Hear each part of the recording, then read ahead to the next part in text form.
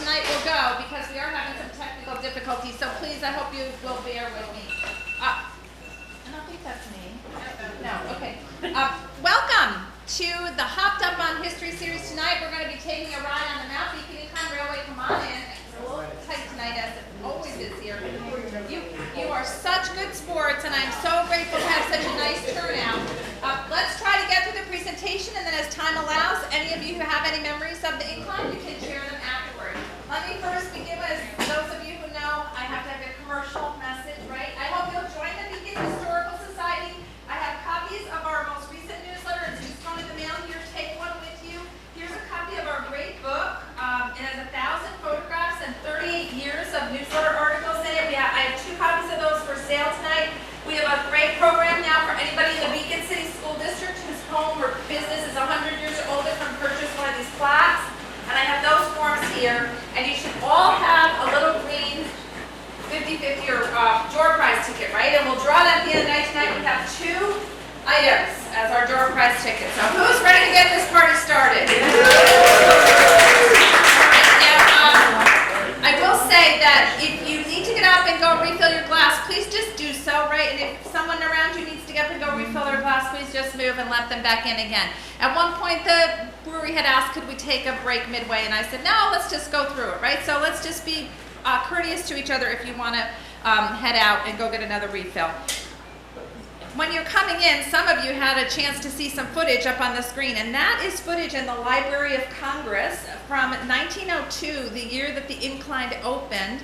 And it showed in particular a little man riding down the side of the rail. Did you see that? He was riding what was called the Go Devil. And typically that little seat was used by a man who was a maintenance person, right, who's looking out to make sure that everything is working properly on the rails. But it's just an amazing story. It was right here in our community. And for all of you who get mad about the tourists who are here, that was nothing compared to what used to come here, okay? All right, we think, Dia brought tourists, we think our Main Street brought tourists. Wait until you see how popular the Mount Beacon Incline Railway was. Billed as the 8th wonder of the world and a worldwide attraction that people would come. We're going to talk a little bit about the incline, but also some of the things that you could do up on the top. So if this works, Annie, cross your fingers. Let me turn it on. That's always a good first step. See if I can forward this. Hallelujah! Okay, this is Bob Murphy. I begin every one of my presentations the same way. Bob is the author of the books that you see over there. He was my co-author for 2 books, my friend for 40 years. We lost him to an aggressive form of cancer back in 2020. He was our past city historian. He was president of our historical society for 20 years. He edited our newsletter for 38 years. My co-author, he knew anything and everything about Beacon, and especially the Mount Beacon Incline Railway. So I feel kind of disingenuous being here. I don't have any right to try and stand here in Bob Murphy's shoes because he knew so much. So please bear with me tonight. I will do my very best to do justice to Bob and the wonderful things he did to preserve our history. So let's get started talking about our incline. It was completed by the famed Otis Elevator Company in Yonkers at the time in October of 1901. So let's think about the timing here. October of 1901. 73 men from the Mohawk Construction Company of Mohawk, New York, which is way up in Herkimer County, began construction on our railway. This work was incredibly arduous because they're going to work through the winter, right? They don't start until October. You can see some snow here. To get to the top of the mountain, they used pack mules. They could only carry 24 bricks at a time. So think about the Herculean task of bringing all this material all the way up the mountain. Yet these tracks were in place. They start October. They are finished by March of 1902. Isn't that astounding? And the cost to build the incline was, at the time, $165,000. A lot of money for the time. The dream for it had actually been made possible by investors not from Beacon. So those of us who say, oh, Beacon's for Beaconites, well, we've always had outside people who saw us and saw the beauty and the wonder and the charm in this place. These investors were from Maine and from New Hampshire. They had 2 men in particular, Weldon Weston and Henry George, both actually from New Hampshire, had been walking up the mountain in the 1890s. It was a popular place to hike even back then, and they were so inspired by the beauty that they saw, that vista from the top of Mount Beacon, that they realized that it would make a wonderful place for mountaintop resort. Don't forget that in other places in the country, these railways were being built, and they saw an opportunity here. What they together envisioned and later made a reality would become the most popular day trip vacation destination in the entire Hudson Valley. And it was courtesy of that 2,000-foot long incline railway. And guess what, folks? It was the steepest incline in the world at the time. In all, some 3 million people would take that railway to the top during its 75 years of seasonal operation. Remember that it only operated in good weather, right? So when you see numbers, you have to put them in the context, so you can't divide those by 365. We'll talk about the season in just a moment. It opened on May 30th, 1902. It was a very sunny day, extremely hot day. It was Memorial Day. The round trip ticket, and that's what these people are waiting for with all their parasols, was 25 cents. That opening day, Memorial Day of 1902, 1,400 fares were sold. And that was the start of the first full season, that Memorial Day, and they had 60,000 people who rode it that very first year. And they took this kind of heart-thumping ride up and down again. Why was it heart-thumping? Well, because this, again, was the steepest funicular in the world. A modern marvel of the age. It rose as much as 68 feet in 100 feet. Think about that. You're going up 68 feet in 100 feet of distance. Furthermore, the track was singular, except one location where it was a double track and the two cars would pass each other when ascending and descending. The cars themselves had been built at the Ramapo Iron Works in Hillsborough, New York. They were 33 feet long, they had 9 benches each, and each carried 54 passengers. Those passengers always faced the river. How many of you remember riding on the incline? You didn't face the mountain going up, right? Going up and coming back, you faced the river. The first structure actually built on top of the mountain was this beautiful original casino building, a 2-story building. It had 12-foot wide verandas all the way around it. On its roof was an observation deck, can you see that there? Where there were coin-operated telescopes, so you could see, perhaps all the way down toward Manhattan and as far north as possible. This roof also had a 36-inch, that's 3 feet long, reflector searchlight that was powerful enough to be visible to passing steamers on the Hudson below. There was a restaurant here, there was a dance hall here, there was even some limited sleeping quarters on the upper story. You can't overstate the importance of appealing to river traffic, because this is an era before really automobiles, trucks, highways, right? That's not going to come until the 1950s, the real Federal Highway Act. And so much traffic is going up and down the Hudson River, the dayliners, which we'll talk about in a minute, all this commerce. So this searchlight is calling out attention to it. They were very good businessmen. By 1908, the Beacon Crest Hotel was added to the mountaintop. You see it here with the red roof. It had 75 guest rooms. Rates were $2.50 a day, or you could stay for $15 for the whole week. The Beacon Crest Hotel made ours a worldwide attraction. People like Gloria Swanson are going to come and stay and spend the summers here at the Beacon Crest Hotel. In an age before air conditioning and swimming pools, this was a natural paradise. Temperatures up on the mountain were about 10 degrees cooler than below, but also in the top of the mountain, it was said that they were immune from any kind of mosquitoes and fleas and all those other varmints that made summer life so miserable in an era before people even put screens on their windows, right? It was likely powered by a coreless engine, which you see the engine building there. It's very possible I have to research more, actually made here in Beacon, because we did have a coreless manufacturer on the waterfront. Also forgot my glasses tonight, and I'm using my husband's, which are about 10 times too strong for me. So I'm looking at my script a little more. All told, in the United States, there were once about 60 funiculars. There's a handful of them left. Have anybody ever ridden the one that's in Pittsburgh? That was used by workers, right? They used them to actually bring the workers down to the steel plants. But a funicular is defined as, quote, a type of cable railway system that connects points along a railroad track laid on a steep slope. The system is characterized by 2 counterbalanced carriages permanently attached to opposite ends of a haulage cable, which is looped over a pulley at the upper end of the track. So it's really just a pulley that is going to be powering this, and it's going to all run through that building that you see there, which you've been to the top of the mountain, you know the last vestiges of it were there.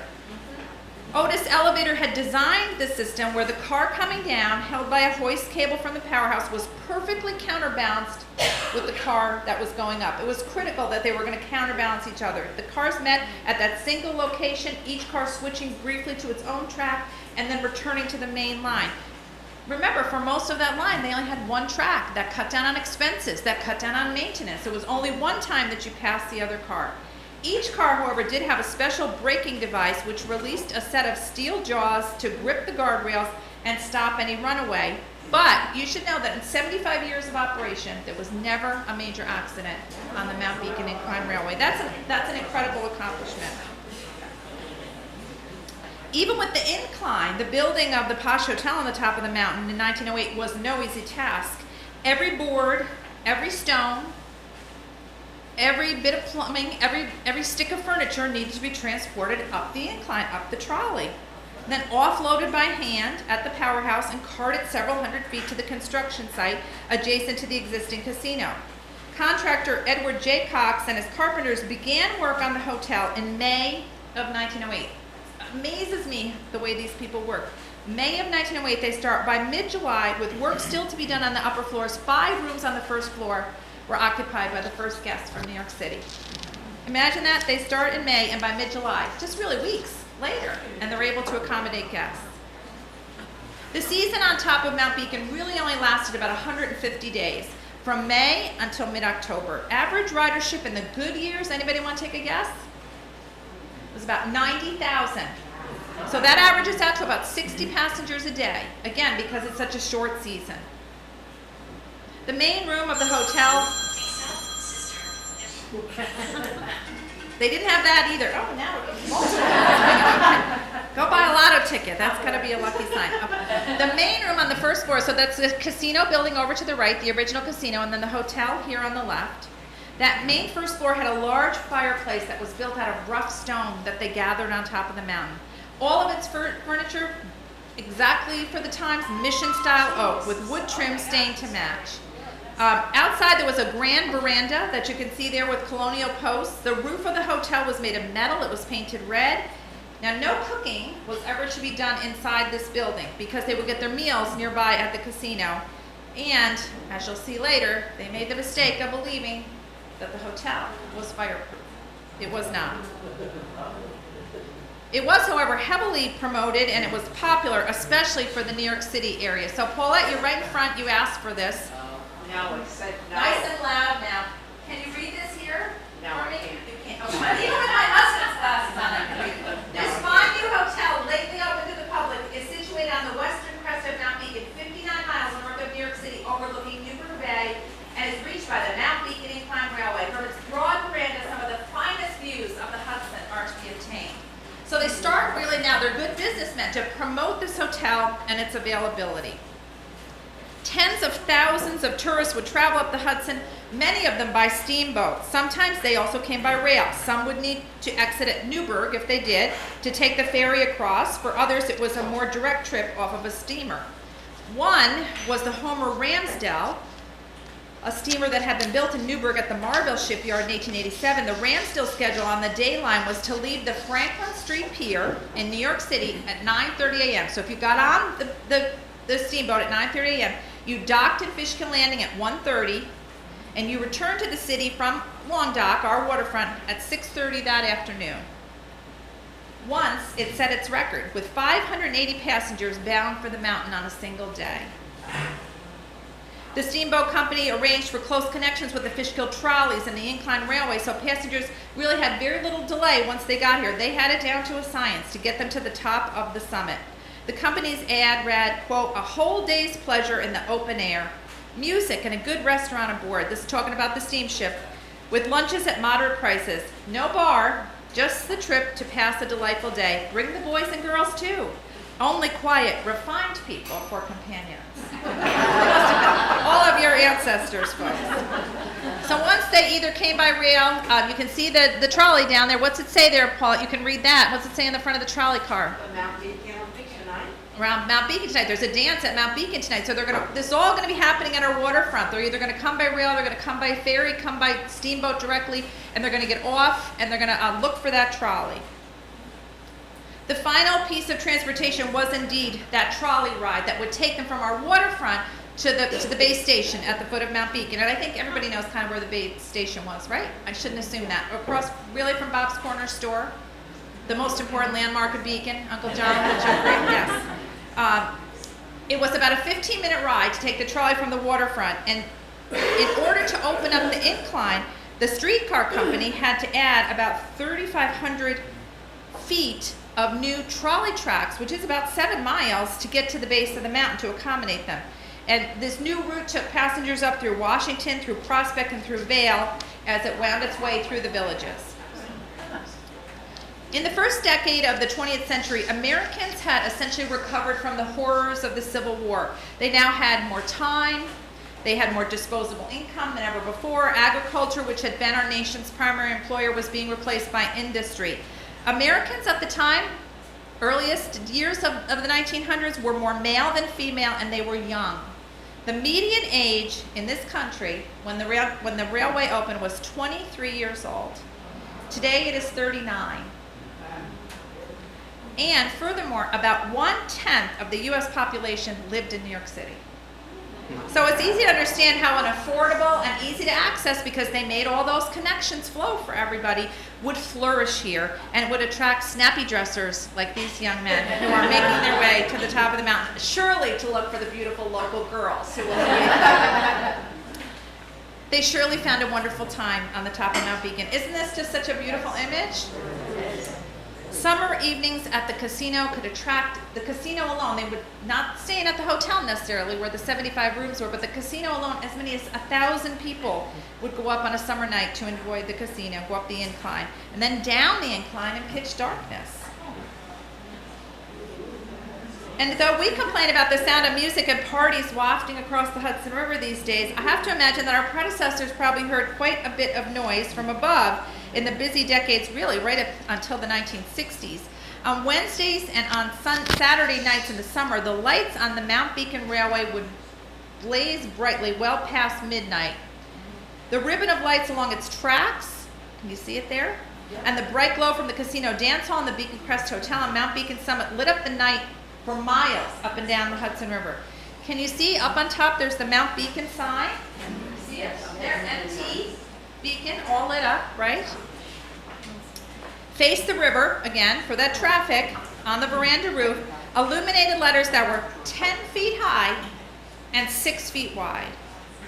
With the incline all aglow, management came up with a brilliant idea to use this luminescent enterprise as a public service. So starting in 1921, the Mount Beacon Incline on Saturday nights, something to look forward to on your Saturday night. Saturday night at 9:30 would turn off all of its lights. And a minute later at 9:31, those lights would flash back on again. And that was to help the countryside know what was the exact time, at least once a week. You see the base station all lit up. I mean, it was magnificent, wasn't it? I mean, really, just a wonderful amenity it was. And you can see why 3 million people came to ride the incline. And promotional brochures, brought more and more to here. I will say that when it first opened, those first years were a little bit rocky for the casino and for the hotel. There were some complaints about both food and service. And so the owners of the resort, the Mount Beacon Incline Association, turned where? Not to Beacon, folks, but to their hometown, Manchester, New Hampshire, and they hired one of their former neighbors to come and be the manager of it. His name was J.B. Lodge, and Lodge's first priority was to repair and brighten up the casino, which by then had seen 12 mountain winters. His next order of business was to institute affordable and enjoyable dining, so he hired an expert chef, and then, like a good businessman, he reduced the price of a meal in the casino from $1 to 75 cents.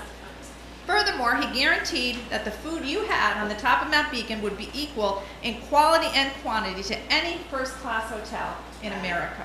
That's quite a claim. Next, Lodge proclaimed that there would be an abundance of ice water at the summit and that it would be free as the air. Most of these folks did not have refrigeration, right? You know what the ice houses were here on the Hudson River, that they would, use ice and carry it all summer. On the social side, he's the one that introduced dancing at the casino Wednesday and Saturday nights. And the music was played by professional orchestras. His good business sense made Mount Beacon increasingly popular. The resort's best years were underneath his helm. For almost 50 years, from 1915, when he arrived from New Hampshire, until 1963, the lodge name would be synonymous with Mount Beacon. The management of the funicular became a family affair.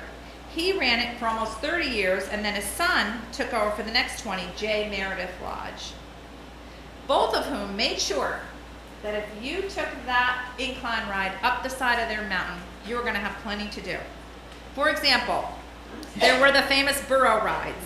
You could say these 6 donkeys in some way helped to even promote Mount Beacon to become the successful resort that it came. They were owned by the association. They were used to transport tourists to all the mountain trails that were at the top of the mountain. Well, our famous photographer, Harry Van Tyne, recognized that a photo of burros would make a good postcard. And so thousands of them were printed and sold at the casino on the summit and at his father's stationery store in Fishkill Landing. If you collect postcards or you're ever on eBay, you'll see this one come up quite frequently. It was a very popular postcard, and it spread the word about the kind of things that you could do. Incidentally, the donkeys made a second appearance on film. That was in 1910 when they were used in D.W. Griffith's movie The Red Man's View, which was shot on the top of Mount Beacon. In the movie, the 6 burros are teamed with bad white settlers who harass and drive our Native Americans from the lands. In the fall of 1909 and again in 1910, Griffith actually made 2 short reel movies on Mount Beacon. One was The Red Man's View, that was 1909, and the second was The Fugitive in 1910. For Red Man's View, Griffith hired about a dozen Native Americans, including Dark Cloud, as the lead role. And you can see the other is Mary Pickford, is the female lead. But the only local stars in the movie were our burros. And why was Mount Beacon chosen as this site for these 2 films? According to a 1909 Fishkill Daily Herald story, a representative from the Biograph Pictures was riding on the New York Central train. He looked up, he saw the Duchess, he saw what was on top of it, the casino and the hotel. He returned, and that led to Griffith having some inquiries, and a crew of 45 from the Biograph Company came to Mount Beacon on November the 4th, 1909 for 3 days of filming. The Red Man's View, a drama that was sympathetic to the plight of the Native Americans and what was happening to them. And they were here to film it, but why on earth did he come here on this blustery day in November? Well, it's because in his eyes, they believed that Mount Beacon bore a resemblance to the legendary Lookout Mountain in Tennessee. The only star that actually made it besides the burros that you can really discern that it is from Beacon is the DAR monument, which was used in a dramatic scene with an old patriotic citizen urging on the local Union troops to battle. The DAR monument, of course, preceded the Incline, the hotel, and the casino for that matter. It was erected by the local Melzinga chapter of the DAR in 1900 to honor soldiers who had manned signal fires here during the American Revolution. It was once the only tower on Mount Beacon. You know, when you look up at them now and you see them all there? If you look to the farthest left, let's call it the farthest northeast, right? You will see one that is much smaller and a little bit fatter, and that is the DAR monument. It was the only tower on the mountain, and it did serve as quite an attraction after its July 4th dedication in 1900. And in an age before selfies, when you had to have your photograph taken on the monument, you did it on the mountain, you did it in front of the monument. So do you want to point out that, what is that little jingly bell sound? It's a game. Okay, all right. You see, I have the attention span of a gnat these days, so I'm sorry for digressing there. Okay, note the center of photo, and that is when the Mount Beacon Monument was struck by lightning. It was constructed as the highest point on the mountain, and it was built of loose rocks that were gathered at the site. You know, I love to shock people who move to Beacon and tell you that there were no trees on Mount Beacon at this time, okay? They had used all of that wood to build their homes, to keep their homes warm, to build all sorts of things. So it was really an empty mountain when this was built, and far more visible than it is today. But it was struck by fire in 1934, and according to the newspaper, quote, the bolt took off a goodly portion of the top of the monument. It traveled down through the center, splitting the monument apart. A freak of the bolt exploded the bronze tablet on the face of the monument and is believed to have blown all the way down the face of the mountain. Well, that plaque was found, and the local region of the DAR chapter, Mrs. Cunningham, said that it would be rebuilt, and indeed she was right. By the next August, they had found the plaque and they had restored the monument itself. So now back to the other things to do at the top of the mountain. This is a 1905 postcard image. This was all happening behind the casino. Hotel visitors could find walkways lined with carnival tents, with concession stands, with even gaming tables. You could stop and have your photograph taken on a tintype. You could visit a small animal menagerie or even hire out one of those famous donkeys to take a trail back around the Mount Beacon Reservoir. And there were all sorts of special events held to attract even local folks up to the top of the mountain. This one was from 1919, a beautiful baby contest. The first prize was $15 in gold. That's about $250 value today. In 1934, the casino was the setting for another beauty contest, Miss Mount Beacon. Beacon's Helen Dolson won that title. She went on to become Miss Empire State. She even finished first runner-up at the Miss Atlantic States pageant, which was held in Boston. We knew her when she was here in Mount Beacon. You know, we know them as the Roaring Twenties, and they certainly were atop our mountain. Here are some of the ads that advertised some of the dancing and music that attracted thousands of people to the top of Mount Beacon.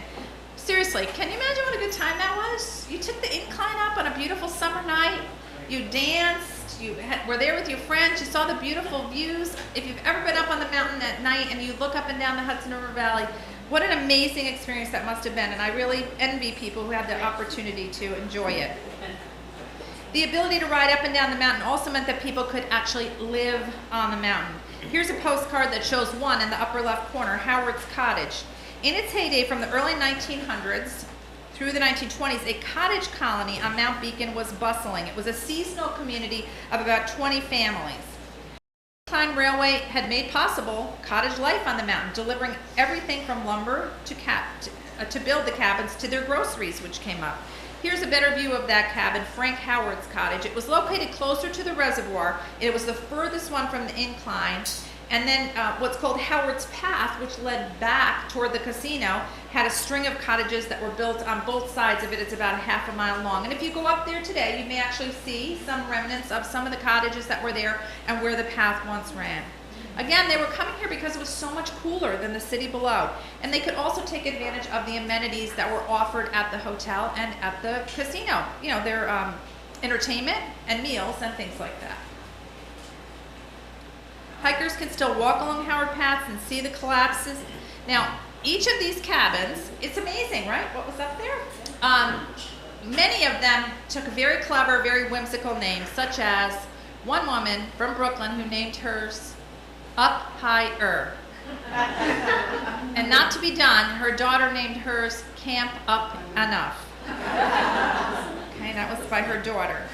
Now, Senator Sturr's cottage was called Sans Souci. Does anybody know what that means? Heard the word before, Sans Souci, but it means without worry. French for without worry. In 1911, life in the colony became even more bearable and more popular because they built a water delivery system, linking a pipeline to the cottages from the Mount Beacon Reservoir, and thus avoiding the laborious chore of lugging pails of water to all these cabins. Surprisingly, a number of cottages that were there in the summer of 1911 were said to be owned by Newburgh residents and seasonal commuters to the mountain. Dr. W.B. Randall, a Newburgh dentist, was, quote, a hearty endorser, according to the paper, of the mountain air and the scenery, and will spend his entire summer at his cozy cottage on the top of Mount Beacon. Now, the design of Madame Dario's cabin, which was called Altissima, appears to be much more sophisticated than others, and there was kind of an oral tradition, a legend, if you will, among the cottage owners that one of the cottages had been inspired by the original designs of a Frank Lloyd Wright home, and so this one probably matches that description the best. Madame Dario's cabin also served as her vocal studio. She was a voice teacher. Altissima is Latin for high or steep. So we don't know if that was her location or the voices that she worked with there. And I have to go off on a tangent here. The only cabin left on the mountain belongs to the Ray family. Robert Ray Jr. is the current owner. He is the grandson of the woman who built it. Interestingly enough, with all those 20 cottages I showed you, they never owned the land beneath it. They only owned the structure that was placed on top of it. And over time, when the incline failed and their families chose not to go there, they all essentially left. And we had young Bob Ray, some of you may know his father was Colonel Ray, come and speak to us about what it was like to grow up on the mountain. As long as they actually ended up having to take this to court, and they won in the courtroom. Robert Ray Jr. is an attorney. As long as they had tenancy on the mountain, no one could take it away from them.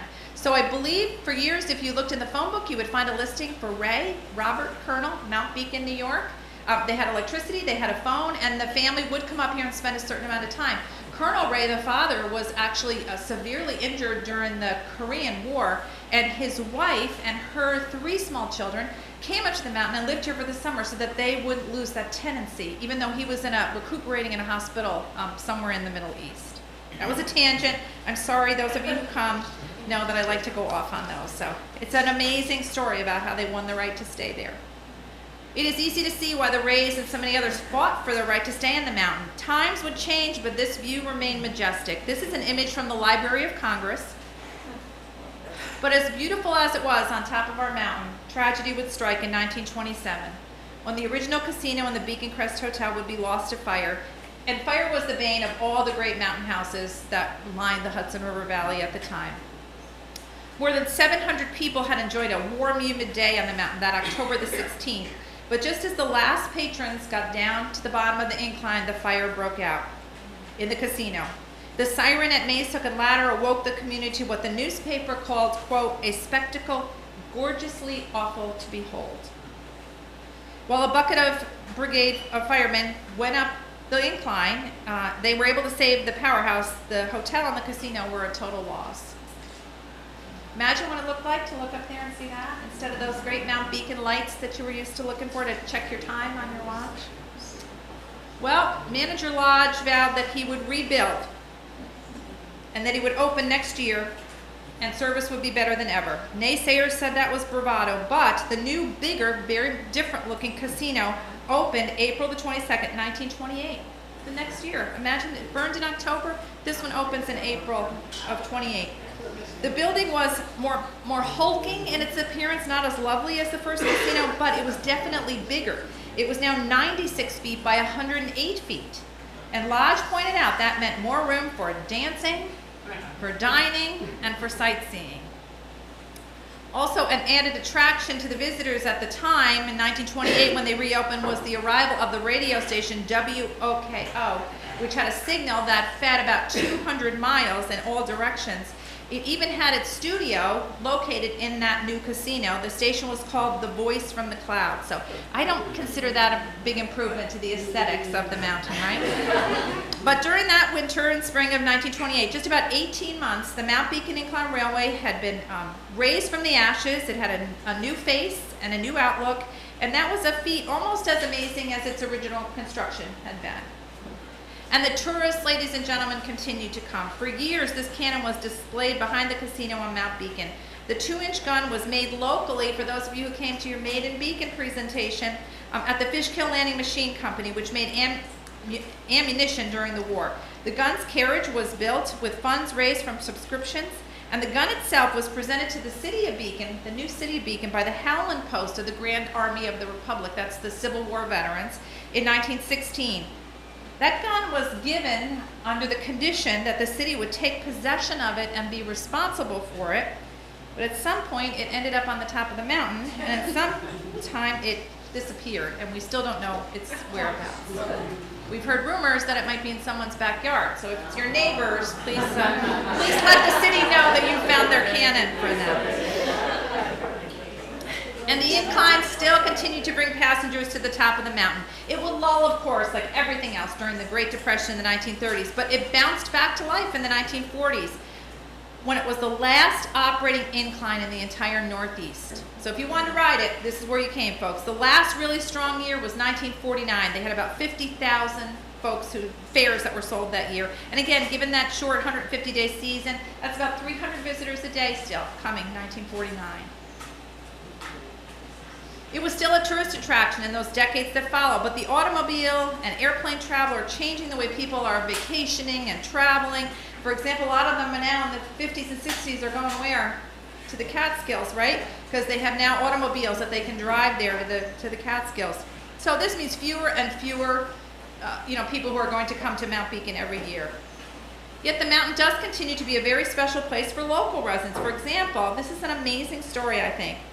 In the early hours of Easter Sunday, 1954, almost 800 worshipers rode the Mount Beacon Incline Railway to attend a sunrise service on the top of Mount Beacon.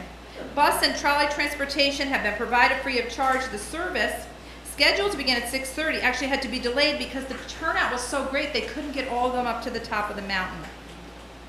The event was sponsored by the Winged Victory Chorus under the direction of Joe Barris, who was the music instructor at Beacon High at the time. That name familiar to anybody? Yes?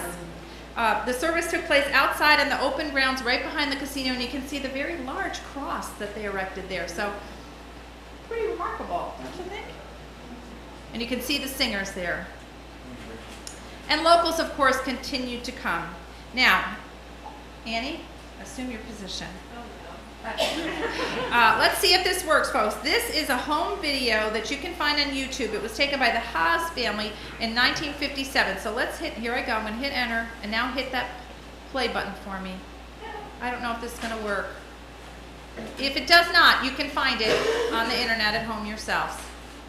See it up there, Haas family, H-A-A-S, family riding, 1957. You see that the conditions have deteriorated. It's not as well trimmed or as well cared for. Okay, well, I think, see, you see it, but we don't see it. Oh, it's a great video. Okay. Okay, so I'm going to see if I can skip by this slide. No, I can't. Can you hit enter and get me out or go to the next one? Technology is my friend very rarely. It's usually my arch nemesis. There you go. Can you go to that one? I know you can do it. Yes. I think you can do it. I think you can do it. I know you can do it. Come on. You see that. She has a different slide up there, yet it won't show on the projector. This has been the bane of my existence today. YouTube and I are not friends. Is there also a video of the Go Devil? Yes. That played that in the beginning when people were coming in, and you can find that. That's from the Library of Congress, 1902. Yay, she did it. A round of applause for Anne. Okay. Don't breathe, don't move, okay? So now what becomes the greatest threat to the incline in its later years? Brush fires. In 1936, a very serious blaze meant the replacement of about 250 feet. That was about 10% of the track. That was a big investment. On November the 10th, 1967, fire destroyed the base station that some of you may remember. Here is the original base station from an early postcard view. Though modified, it continued to be used for about 70 years. But the 1967 fire was very eerie in that a short circuit in the power station started both of the cable cars moving on their own. And the unmanned car at the base became a blaze. And so it climbed 300 feet up the tracks as a burning inferno climbing on its own. It was connected by the counterbalance system, and its sister car at the top came an equal distance down the mountain until a safety device stopped it and took over. So there's unfortunately after the fire. The base station was eventually rebuilt in a chalet style, but reduced revenues and unpaid taxes really were beginning to spell the end for the incline. It was never a nonprofit. They paid tax on it. They had employees to pay. I'm sure they had great insurance bills. So remember, even though fire really caused so many problems for the incline, it really was finance, not fire, that meant the end of the incline. Even those wildfires. It closes down for good in the 1970s. There was, of course, a brief reprieve in the era of skiing. Local skiing enthusiasts had made their own rough-cut trails on Mount Beacon from all the way at the summit near the powerhouse to the base station in Mount Beacon. They'd done that themselves. The Mount Beacon Ski Trail was first used in 1946, but its most popular year was 47, 48. It was a very snowy winter with about 4 feet of snow made for great skiing. By special arrangement with the Mount Beacon Incline Railway Management, trolley cars ran on Saturdays and Sundays that busy winter, bringing skiers to the summit, charging them $1 for each ride, and 50 cents for subsequent lifts. Though it was short-lived, the makeshift ski area experiment proved popular that year. They had about 2,200 fairs that year, so they knew they were on to something. 20 years later, 1967, the Incline again was giving skiers one-way lifts to the top, but this time in conjunction with a full-blown sporting enterprise, the Duchess Ski Area. This was a standing arrangement for some time with the Incline, but within a year, the ski area was able to install a chairlift, and the trolleys were no longer needed. The Incline was no longer needed. So we believe that the very last run of the Incline Railway, the mountain trolley, was 1978 when it brought some hang gliders to the top of the mountain. And thus brought the official end of the Incline. Oh, now we had another video from 1974 of how it looked on board during those late years when things had really gone downhill, but I'm afraid to touch it. So you're gonna look for 3 videos when you leave here, right? Go search online for videos of the Mount Beacon Incline. You can find all the ones that I did. There it is. So we're gonna pass that. Okay. Wildfires on the mountain in 1981 and 83 destroyed what remained of the casino and the powerhouse, the tracks, the 2 cars. Here, essentially seen still on the top of the mountain, but not even in this kind of condition. It was really a very sad end to a glorious chapter in our community's history. The Mount Beacon Incline Railway Group, of course, tried to bring it back. Some really terrific people worked really, really hard from 1996 up until last year, 2022.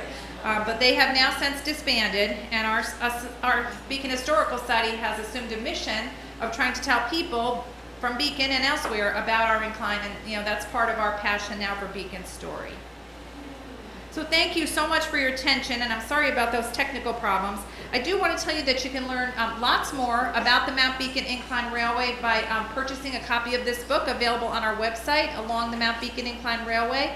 And if you're looking for fundamental ways to get started on learning about the history of Beacon, the other 2 titles, which Bob and I co-authored, also available on our website, make a great introduction to Beacon history.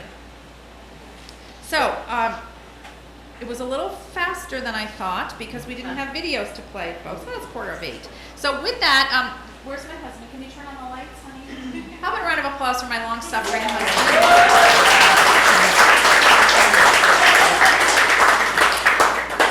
We do the drawings for the door prizes tonight. I was hoping, and in some of the promotions that I put out there, I said, if you have memories of the Incline or going up on the top of the mountain, I hope you'll come and I hope you'll share them with us. So we have one from the ski. Go ahead. Tell us your story. I grew up in Peekskill, New York. My grandfather married my grandmother on the casino, the dance hall. So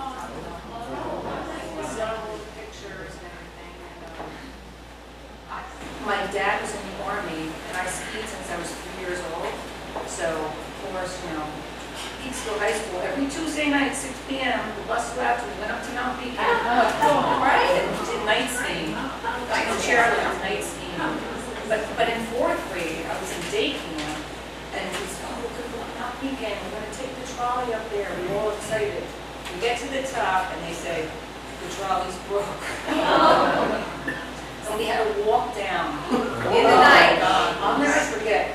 Was this daytime or nighttime? It was daytime. Daytime, so you just went up to go to the top of the mountain. The steepness of it, I remember my toes hurting so bad. I bet. It's not an easy hike. So other folks who have memories of the John Hopper, I don't like to leave you out of any presentation I give. Have any memories of Mount Beacon Incline?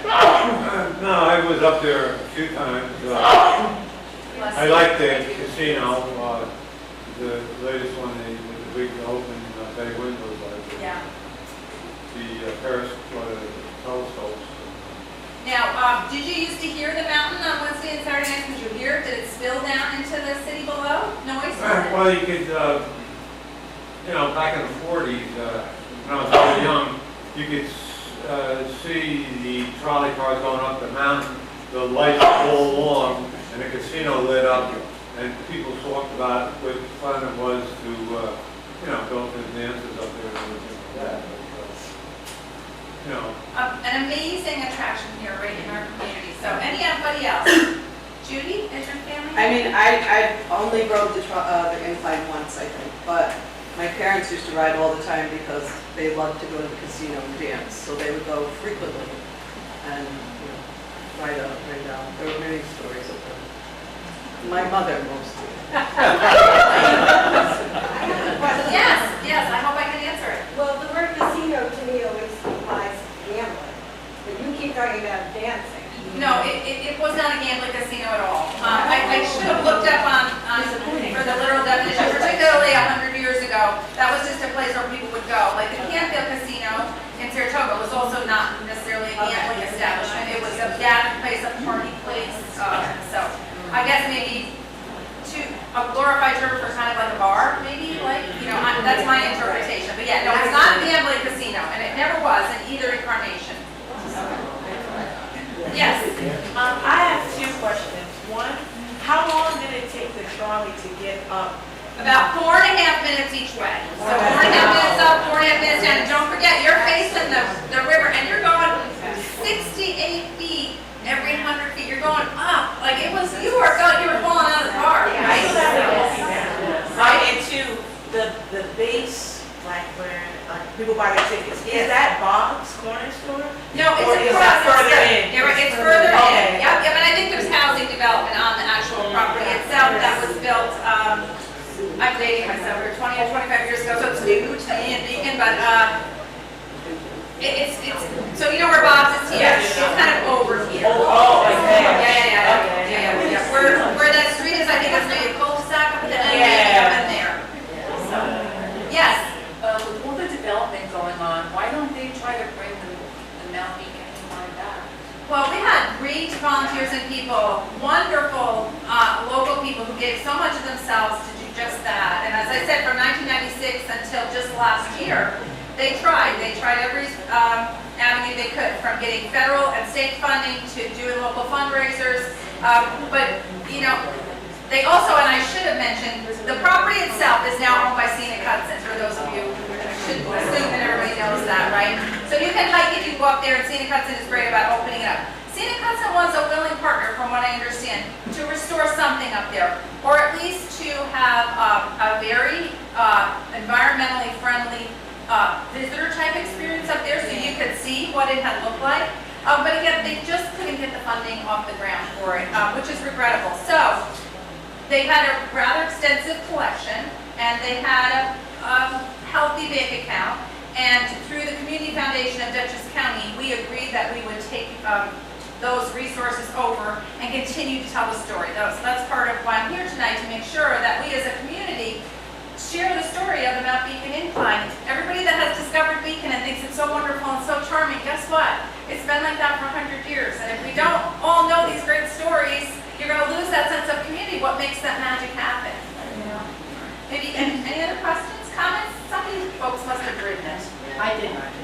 You did? I did, but I can just barely remember, yeah. But I do definitely have memories of watching from, like, we drive to Cold Spring and watching them go and watching them pass in that wide bit. And it seemed like it was so slow, but it only took 4.5 minutes. Yeah, 2,000 feet, yeah, so. And I remember the sign that said World's Steepest Yeah. Incline. I was You did, very okay. skeptical. You still are. Yeah, I mean, this was billed as the 8th wonder of the world. It was a huge attraction here. 3 million people is not insignificant in terms of visitors that came here to ride it, right? And in that short season, when transportation was limited, But like so many things, just lost its luster, lost the lodges were great, but then after that, it kind of fell into some financial troubles and difficulties, paying its taxes, and I don't know if it actually declared bankruptcy, but it had financial problems and just never was able to resolve itself. Yes, two, what are you here first? Yes. There's still some structures up there. Are they still owned by people? The foundations of the houses? Well, there's actually some The houses, some cottages, Oh. some buildings. Yeah, Robert Ray's is really the only actual standing cottage. There are some other structures that are falling apart and Yes, abandoned, but yes, his is the only one that unfortunately vandals also go into, which makes his life incredibly difficult.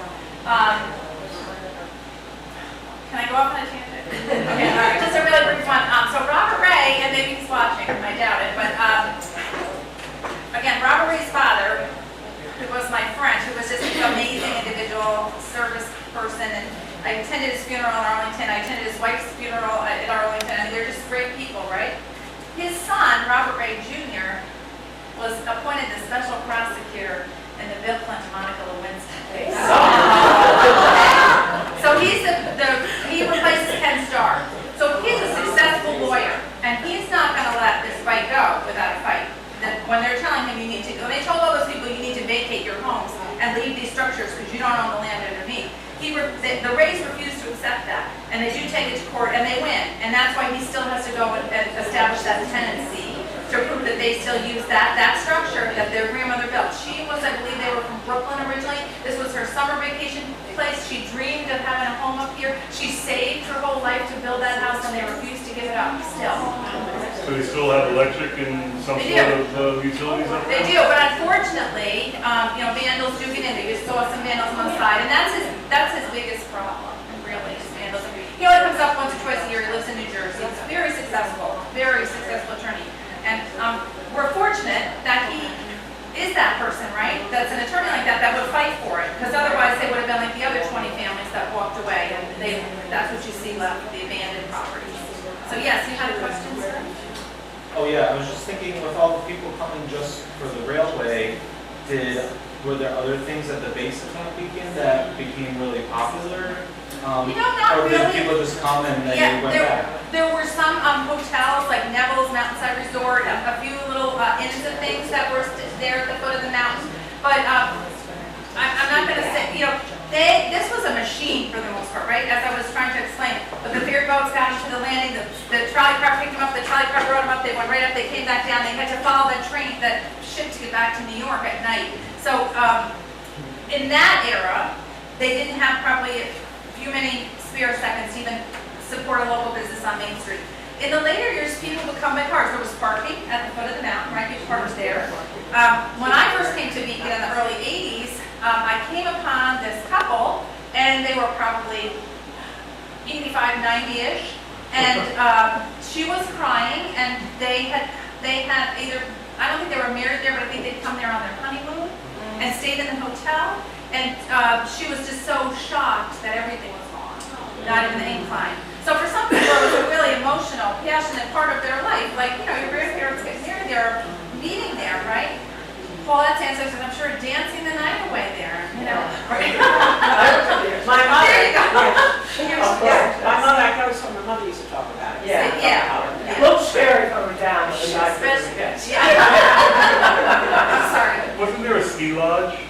There was a ski lodge, yeah, but that's essentially where the Jehovah's Church Right. is. Yep. And so the ski area was a really functioning business for a time, but I couldn't talk about everything tonight, right? So, and there was a ski school there, and that really was gangbusters for a while. If you go up now and you know what you're looking for, you'll see the base of the ski lifts, the chair lifts. The lifts themselves were taken out and sold for scrap metal when they went bankrupt. But you can see the foundation. I mean, they invested a lot of money into it, and they, had night skiing. They had all kind of lights on it. I'd love to see that. Yeah. But from what I understand, and I'm not a skier, part of the problem for Dutchess ski area, Mount Beacon ski area, was that it faced this way and got all the afternoon sun. And it made it so difficult to keep snow on the side of the mountain. It faced the wrong way, is what I have been told, but I'm not a skier. And so the incredible expense of trying to make snow for it all the time just bankrupted it. Yes, Do you know how much it cost, like in 1978, to take the ride up? I probably have it somewhere. I didn't bring it in my notes, I'm sorry. I remember being a little kid. Very affordable. We couldn't go up there. Oh. We were waiting in a car because it was too expensive. Oh, There was okay. like 7 of us. I'll give you my email, and you can write, okay. Yeah, so the question was, what was the cost of it in the later years, and I just don't know. Now, Bob Murphy could have told you that every year what the fee was. I'm a pale comparison, yes. You always use Bob's Corner Store as a focal point. How long has Bob's Corner Store been? Help me out here, Bob's Corner Store. Well, Bob himself hasn't been there for 50 years, so, It was Neville's. yeah. Because Neville's lived right behind it. Yeah, I'm gonna say 60, 70 years, right, Daisy? You had it, right? They're doing work on it now. I'm looking over here because his niece is Erin, It was there, Soul you know, system. during the Second World War. Yeah, so, it's getting the facelift now. It is the epicenter of Beacon, in case you're wondering. Am I right? Bear me out. All right, other questions? And then we'll remember, yes. Where did the trolley run and when did it cease to exist? Sure. We had one of the earliest, if not the earliest, trolley systems in the Hudson River Valley. This was a very progressive city. We had, as we talked about in our Built in Beacon presentation, lots of local factory workers, lots of local employers. This was healthy economically, even through the rough years of the Depression. And so we had a very healthy transportation system, including the trolley. It would pick passengers up at the waterfront. It would take them to places like the Mount Beacon Railway, but it also would go all the way up. You know, Main Street used to start at the waterfront. Follow with me now. Go all the way up, take the bend at East Main Street, and then you think it just ends now and it goes East Main Street. It didn't. It cut through what is some kind of arch The waterfront now. was in West Main Street, no? And we're on West Main Street now. This is East Main Street. And so it continued there through what we know as green fan, green fuel economizer. When that got massive, which again was in our presentation, whoever came last time, when green fuel was this massive industrial fan manufacturer, it convinced the city that it should truncate Main Street at its gate and that it should reroute traffic along Blackburn. And the factory manager at the time's name was Blackburn. That's why it's called Blackburn. And that road was built. And then brings you out here by Ron's Ice Cream, and then you go back here. So initially, our Main Street was this beautiful contiguous Main Street that went all the way from the waterfront up to the village of Fishkill. Don't forget, we're part of the town of Fishkill when we're first founded, right? And this continuous route. So the trolleys did that. They went up to Glenham, they went to the village of Fishkill, and then they came back down again. But they had a trolley barn right on Main Street, and drawing a blank where it was. But I can find that too if you email me. I have it. Back there at Mount Beacon Hotel. That's exactly right. Now, oh, was it there or was it up by the Holland Hotel? Was that the other end of town? There was one Trolley there. barns? There was another one by Scalpy's Market or Happy Hour. Okay, And so. that, you know, but, Really, we had one of the earliest trolleys, and I can come back and do a presentation on the trolley. I have to gear myself up for these things and immerse myself in it, so. I don't know, we scheduled 6 of these this year on top of our monthly meetings that we have at the Historical Society every month, and this was all Tui Brewing's idea. Here is their invited guest, and I've got one more to go. We're going to talk about Beaconites to Remember. November, I want to say it's the 7th, it's the Tuesday. And it's about famous Beaconites, but it's also about important people who did things like start the trolley system or start the Incline Railway. So I hope you'll join us for that. And who likes the idea of talking history over a locally brewed beer? Is it good? Let me put my husband's glasses back on. Everybody has a green ticket, right? Do you get a green ticket? Yeah. But I got 2 door prizes this time. And also, I'm sorry, but you can't get out without one more message. This amazing book of Bob's 38 Years of Newsletters has 1,000 photographs and so much wonderful Beacon history. It's $40, and you can give me cash, a check, or PayPal if you'd like to come home with a copy tonight. One lucky winner has the choice of this book, or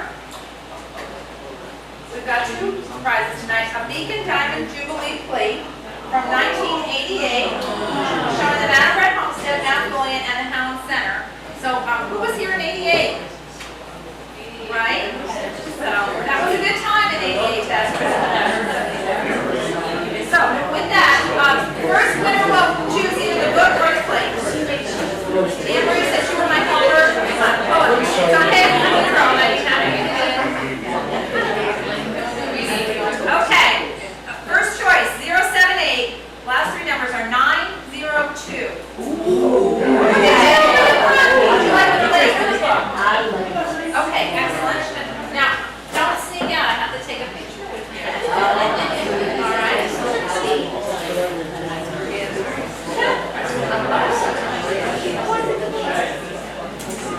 She went to a policeman's ball on the top of the mountain as Len Schultz Orchestra played. Rough year on that, approximately.